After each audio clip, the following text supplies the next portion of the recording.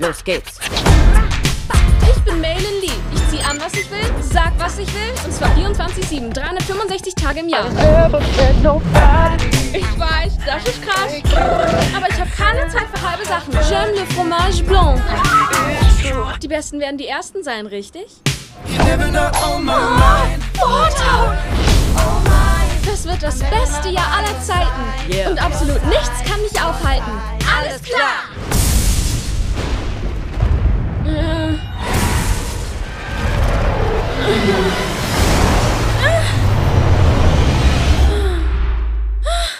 May, Frühstück ist fertig. Komme.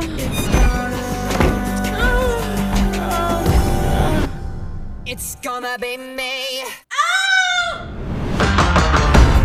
Ist alles in Ordnung? Ich bin ein riesiges rotes Monster. Thank you for this delightful movie. I enjoyed myself very much. Good. And thank you for the small werewolf reference we have at one point. Because when I first watched the trailer, I thought this could be a much better and female version of Teen Wolf, or maybe even a family-friendly Ginger Snaps.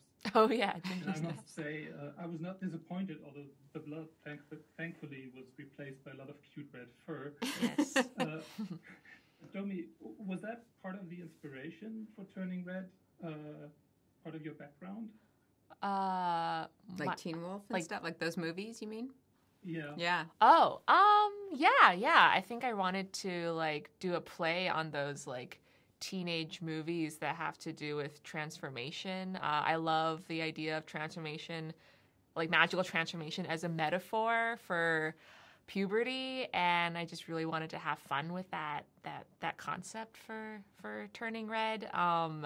Just the image of this girl poofing into a giant red panda, like that came into my head, and I really, really wanted to make a story around that because I felt like the red panda is the perfect metaphor for puberty. It's big, it's hairy, it's awkward, and it's red, and red is the color of puberty, of all of the emotions that you go through, of the periods that you get, everything. So, yeah. Yeah, I mean, May's father at one point mentions that red is a lucky color. Mm-hmm. Yeah. And it's quite noticeable how much he used colors in this film, Yeah. not only for May, obviously with the color red, but also for her friends. Mm-hmm. Mm-hmm. Is there any other symbolism in those colors that you're using? Yeah. I mean, Rona Liu, our production designer, was very thoughtful about assigning specific colors to each character, and kind of trying to tell a little bit of the story through their color palette. Like May is red and her mom is green, and like immediately those are complementary but also very contrasting colors. May's best friend and closest friend, Miriam, the more tomboyish girl, she's also green. So these two very important figures in her life are these competing green elements in her life.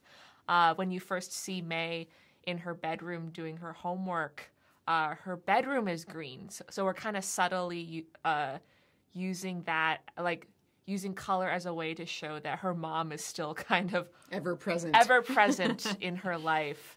And as the story progresses and as May becomes more like rebellious and like starts to separate more from her mom, you see the green kind of like leave more from her world and her life. Yeah. That's very much obvious. Thank you. Lindsey, the film mixes a more traditional Pixar animation style with some elements of anime. Yeah. And when did you decide to use this specific, unique blend, and did that offer any challenges in the production process?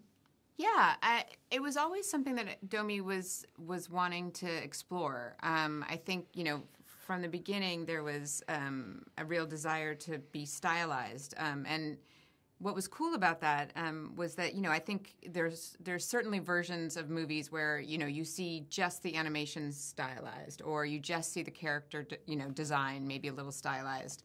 But that kind of was in every department. So the camera is stylized. I mean, the camera is much more of a character in this film than we do normally, like where there's snap zooms and, whip pans and all that kind of, you're very aware of it. And even, the editorial style is very kind of specific and stylized. So that kind of led the dance. It's the very first things we do, or like, do storyboarding and stuff like that. And so as we started to get into animation, the conversation turned to how are we going to stylize the animation? And a lot of it was looking at the boards, the way that, the storyboard artists and Domee were drawing the boards were stylized. And so the animators kind of had this target to hit that was different. A lot of held poses, extreme facial expressions. So we started doing tests really early on to see like kind of how far could we push it.